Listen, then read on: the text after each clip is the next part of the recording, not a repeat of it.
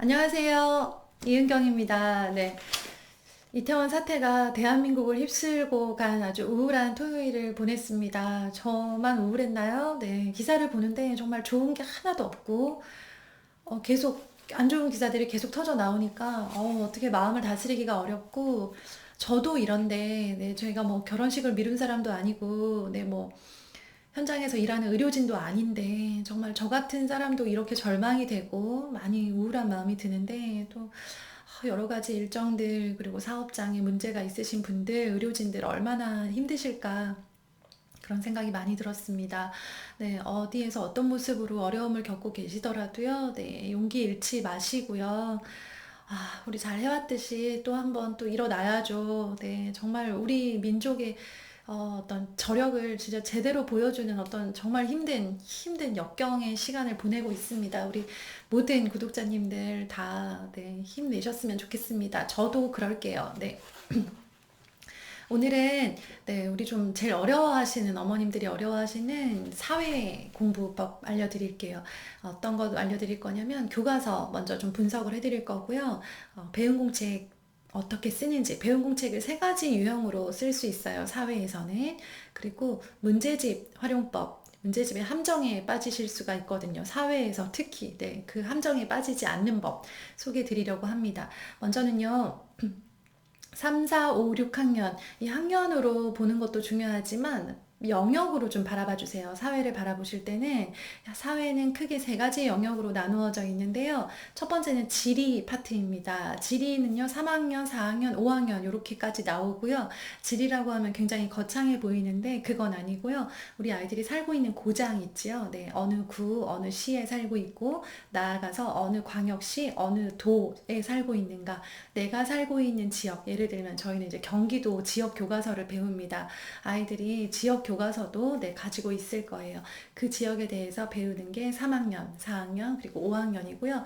학년이 올라갈수록 점점 커지는 영역으로 해서 5학년이 되면 대한민국 전체에 대한 내용을 다루고 있습니다. 두 번째 파트는 사회 문화 파트예요. 아이들이 좀 가장 친근한데요. 가장 재미없어 하는 부분입니다. 현직 선생님들, 초등 선생님들이 가장 힘들어 하시는 게요. 아이들이 사회를 너무 재미없어 해요. 일단 사회 교과 자체에 재밌는 게 하나도 없어요. 그래서 사회 시간이잖아요. 그러면 아이들이 다음 시간 뭐야? 사회. 이렇게 돼요. 네, 자기들끼리 그런 대화를 늘 주고받습니다.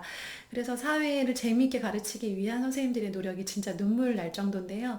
3, 4, 5, 6학년 내내 사회문화 파트가 나오고요. 우리가 직접 이렇게 생활하고 있는 사회 전반에 대해서 다 다루고 있다 보니까 뭐 예를 들면 공공기관의 역할 아니면 우리 시대에 따른 사람들의 생활 모습 가족의 형태에 따른 사람들의 생활 모습 환경에 따른 뭐 어촌에 살고 있고 도시에 살고 있고 이런 것들 비교하면서 배우고 있습니다. 그리고 이제 5학년이 되면 네, 뭐 인권 이런 것들을 다루기도 하고요. 네, 이런 것들이 나오는 게 사회문화 파트구나라고 생각해 주시면 되고요. 마지막으로 또 이제 우리 어머님들이 야심차게 준비하고 계신 역사 파트가 있습니다. 5학년 2학기 때 가장 먼저 나오고요. 6학년에서는 한 단원 빼고는 다 역사 파트로 이루어져 있어요. 그래서 주로 이제 역사를 달린다 생각을 하시면서 한 4학년 정도 되면 역사 때문에 약간 네, 들썩들썩 하시죠. 이제 역사 시작한다는데 뭘 더 빨리 먼저 해줄까라고 생각을 하십니다. 네, 하나씩 설명을 드릴게요.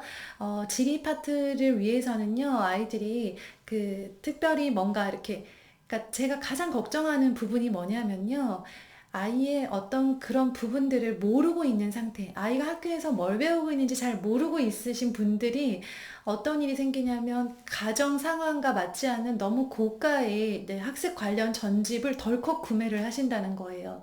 이게 네, 잘 몰라서 모르면 불안하죠. 네, 불안하기 때문에 일단 지르고 보는 거예요. 그 전집이 우리 집에 들어와 있으면 내 마음이 편안하고 아이가 그걸 읽기만 하면 사회 공부가 어느 정도 해결될 거라는 믿음이 있는데요. 그거보다 중요한 거, 그거보다 네, 적은 돈으로 해결할 수 있어서 좋다는 게 아니라요. 분명히 그거보다 좋은 방법은 있습니다. 지루하고 네, 지나치게 깊이 너무 많은 내용을 담고 있는 전집보다 아이한테 실질적으로 네, 단원평가 100점을 맞을 수 있고 사회 공부를 잘한다라고 하는 자신감을 이렇게 불러일으킬 수 있는 게 핵심이잖아요. 네, 그래서요. 교과서 공부법 말씀을 드릴게요. 교과서 저는 5학년 교과서 가지고 왔는데요. 3학년이면 그 수준에 맞추어서 생각을 하시면 되고요. 6학년도 마찬가지입니다. 이제 제가 어떤 말씀을 드리잖아요. 그러면 알아서 적용이 잘 되세요. 제가 그게 너무 뿌듯한 거예요. 네.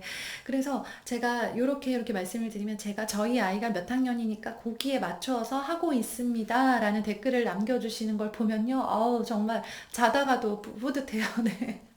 그렇게 하셔야 돼요. 그게 핵심입니다. 제가 모든 학년을 다 예를 들어서 하나씩 설명할 수 없기 때문에 말씀을 드리는 거고요. 교과서를 보면요.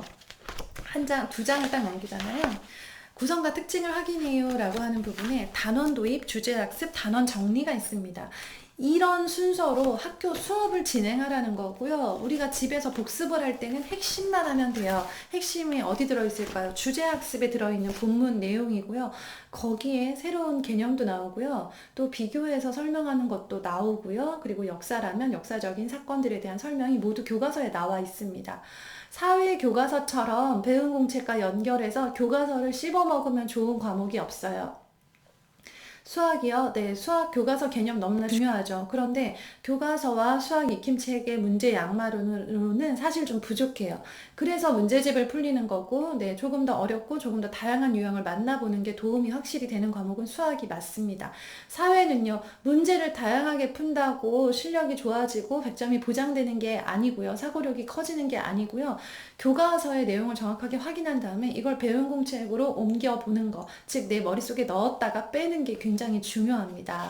그래서요, 예를 들어볼게요. 제가 5학년 1학기에 단원 중에서 인권에 대해서 나오는 단원이 있어요. 91쪽을 보면요. 인권에 대해서 설명이 나옵니다. 제가 본문을 잠깐 읽어볼게요. 짧은데 핵심이 들어있기 때문이에요. 여기에 뭐 인권이란 무엇인지 알아봅시다 라고 해서 민진의 집 맞은편에는 하면서 예화가 나와 있죠. 이게 핵심이 아니에요. 이거는 수업을 이끌어가기 위한 수업의 어떤 도입 부분인 거예요. 핵심은 91쪽에 나와 있는 모든 사람은 태어나면서부터 인간답게 살 권리가 있으며 어떤 이유로도 인간답게 살 권리를 침해당해서는 안 된다. 이처럼 사람이기 때문에 당연히 누리는 권리를 인권이라고 한다. 중요한 내용이 여기 나왔죠. 그죠? 형광펜 딱 들어야 돼요. 빗줄 그어야 돼요. 어디에? 사람이기 때문에 당연히 누리는 권리를 인권이라고 한다. 그러면 그날 배운 공책은 이게 핵심인 거예요. 민진애가 어쩌고 저쩌고 그런 예화는 하나도 중요한 게 아니에요. 그건 교실에서 다 하고 왔어요. 복습을 할 때는요, 아이한테 물어보실 때 혹시나 엄마가 얘가 잘 확인하고 있나 좀 확인하고 싶을 때는요, 교과서를 열고 인권이 뭐야? 라고 물어보셔야 되는 거예요. 그러면 아이가 사람이기 때문에 당연히 누리는 권리라고 대답을 하면 참 좋죠. 그쵸? 네. 근데 대답을 못할 수도 있어요. 그쵸? 그럴 때는 다시 교과서를 펴서 확인을 하라고 하시면 돼요. 막 이렇게 소리 지르지 마시고요. 네. 아이가 교과서를 읽고 덮고 인권이 뭐냐면 하고 엄마에게 설명을 했어요. 그럼 잘 알고 있는 거예요. 그러면 그거를 공책에 써봐 라고 했을 때 공책에 쭉 막힘없이 쓰면 네, 얘는 인권에 대해서 정확하게 알고 있는 거고 이날의 학습 목표에 도달한 거예요. 학습 목표가 뭐였기에요? 학습 목표는 인권이란 무엇인지 알아봅시다 였습니다. 이 파란색 글씨 있죠? 이게 학습 목표예요. 이날 인권이란 무엇인지 알아봅시다 했기 때문에 인권이 무엇인지 알고 있으면 이 아이는 도달을 했죠. 그죠? 그래서 여타의 설명들이 나옵니다. 이런 모든 것들도 다 기억하면 좋지만 핵심인 인권의 의미를 정확하게 알고 있는 것보다 더 중요하지는 않아요. 그런데 저도 사회 문제집을 여러 권 살펴봤는데요. 사회 문제집의 함정이 뭐냐면요. 문제집들은 교과서가 주고 있는 것보다 더 다양하고 좀 재미있게 알찬 구성을 해야지만 내 판매에 도움이 되기 때문에 문제집 회사들끼리 경쟁이 서로 붙을 수밖에 없어요. 그쵸? 네, 좀 더 좋은 책을 만들어야 좀 더 잘 팔리잖아요. 그러다 보니까 꼭 필요하지 않은 내용인데 너무나 많은 내용이 문제집 안에 들어있어요. 정가도 그렇고요. 그래서 정말 중요한 게 뭔지 정확하게 구분하기 어렵도록 되어 있습니다. 그래서 이거를 저는 초등 교과서를 가르치던 교사인 엄마이기 때문에 여기에서 가장 중요한 게 뭔지 한눈에 알고 있는 엄마예요. 그렇기 때문에 여기에서 아, 이거는 필요 없으니까 안 해도 되겠다라고 제가 쳐줄 수 있는데요. 그렇지 않은 엄마들은 문제집만 가지고 아이를 공부시킬 경우 거기 있는 걸 다 외우라고 한다던가 거기 있는 모든 문제를 다 여러 번 풀어보라고 한다던가 하는 방식으로 시간은 많이 쓰는데 아이가 정작 중요한 것보다는 그다지 중요하지 않은 것들에 시간을 많이 보낼 염려가 있다는 거예요. 제가 우려하는 건 그 부분이에요. 그래서 교과서를 먼저 바탕으로 공부를 하고요. 그러고 나서 문제집을 확인하는 정도로만 활용을 하세요. 사회교과서는 꼭 사셨으면 좋겠어요. 따로 한 권 사셔가지고요. 집에서 아이가 복습할 때, 그리고 엄마가 아이가 잘 하고 있나 이렇게 확인하실 때요. 교과서만으로도 충분합니다. 이걸 문제집으로 확인을 하기 시작하잖아요. 그러면 공부량이 너무 많이 늘어나요. 그래서 엄청 많이 외우고 엄청 많은 문제를 풀면서 사회 복습 한 가지 하는데 막 30분, 1시간씩 걸리는데요. 그에 비해서 내 머릿속에 남아있는 거나 실질적으로 효율은 떨어질 수 있다는 거예요. 그래서 이 내용을요, 배운 공책에 적을 때는요, 세 가지 방법으로 주로 사회 시간에 적을 때는 세 가지입니다. 첫 번째, 개념을 알고 있는가, 그 개념의 정의에 대해서 쓰는 방법. 네. 그것만 정확하게 쓸 수 있으면 다른 거 크게 문제되지 않습니다. 두 번째, 비교하여 설명할 수 있는가. 예를 들어서 대가족과 핵가족을 비교해서 설명할 수 있는가. 도시 지역의 사람들의 생활 모습과 촌락, 시골 지역, 그러니까 어촌, 산촌, 농촌 같은 촌락 지역의 생활 모습을 비교하여 설명할 수 있는가. 이거를 비교해서 설명하는 게 핵심인 거죠. 그 내용은 모두 교과서에 나와 있어요. 그래서 교과서를 처음에 읽으라고 하세요. 그 다음에 거기에서 중요한 내용을 밑줄 치라고 하세요. 밑줄 친 내용을 말로 설명하는 거예요. 보지 않고. 그랬는데 잘 못해요. 그러면 다시 교과서 읽기로 다시 돌아가야 되죠. 그런 다음에 잘하면 말로 설명이 잘 나왔어요. 그러고 나면요. 그거를 공책에 보지 않고 적어보는 거예요. 근데 적는데 잘 못 적어요. 그러면 다시 교과서 읽기로 돌아가야 되겠죠. 이거를 계속 반복하면서 처음엔 시간이 많이 걸려요. 당연하죠. 모든 것들은 처음에 시간이 많이 걸려요. 그런데 나중에 이게 훈련이 되잖아요. 그러면 교과서 내용을 아이들이 학교에서 설명을 들었죠. 집에 와서 한 번 더 읽었죠. 그러고 나면 머릿속에 어느 정도 입력이 되어 있기 때문에 말로 설명하지 않아도 글로 바로 표현할 수 있거나 혹은 한 번도 책을 열어보지 않아도 책을 덮은 상태로 말로 설명하고 그걸 바로 글로 쓰는 것에 시간이 점점 단축이 될 거예요. 이렇게 해야만 내가 뭘 알고 뭘 모르는지 정확하게 구분할 수 있고 내가 대충 아는 것과 제대로 아는 것을 구분할 수가 있어요. 이렇게 구분이 끝나서 배운 공책 활용이 끝나잖아요. 자, 적고 나면요. 불안한 마음에 확인하는 용도로 문제집을 사용하셨으면 좋겠어요. 그 정도면 충분합니다. 저희 아이 이제 6학년 지금 이 학습터에 올라있는 이제 사회 관련 영상을 보고 하루 한 쪽씩 배운 공책을 쓰고 있어요. 선생님이 이렇게 쓰라고 하셨대요. 제가 틀 만들어줬는데 그거 안 쓰더라고요. 네. 날짜 쓰고 이렇게 쓰고 이렇게 해서 이거를 머릿속에 들어있는 걸 글로 정리하는 거 처음에 시간 오래 걸렸어요. 점점 줄어들고 있더라고요. 그리고 나서요 교과서의 내용과 그걸 배운 공책에 잘 옮겼죠. 그러고 나면 불안한 마음에 문제집 확인해도 괜찮습니다. 저희는 아이가 좀 불안하다고 하더라고요. 그래서 문제집을 풀고 싶다고 해서 샀는데 샀던 기준은 가장 얇아서 너무 많은 내용을 담거나 너무 많은 문제를 어거지로 만들어낸 문제집도 있어요. 그렇기 때문에 확인하는 용도, 잘 머릿속에 넣었나 확인하는 정도로 사용할 때는 얇은 문제집도 추천합니다. 저는 문제집 두께가 굉장히 중요하다고 생각하는 사람이라서요. 그래서 문제집을 이제 샀고요.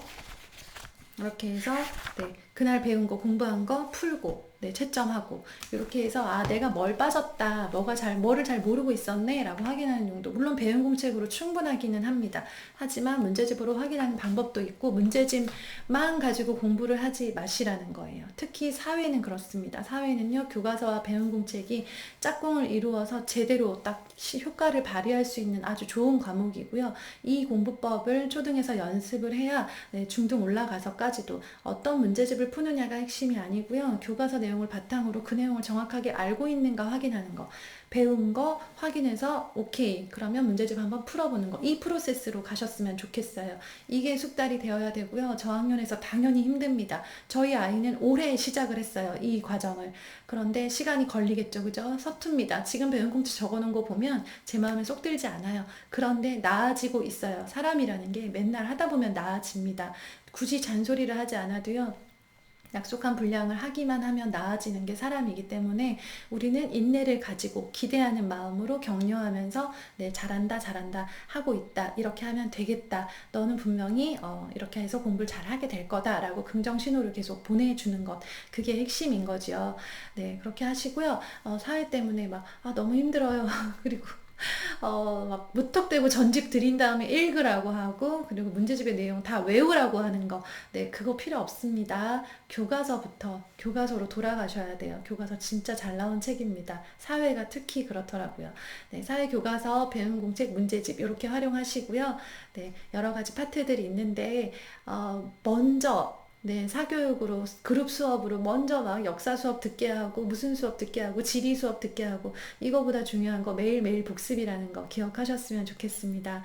네, 좋은 일 없는 네, 우울한 날이지만요. 우리 어머님들 힘내시고요. 맛있는 것도 많이 드시고 건강 잘 챙기셨으면 좋겠습니다. 도움 되셨으면 좋겠습니다. 내일 또 뵙겠습니다. 감사합니다.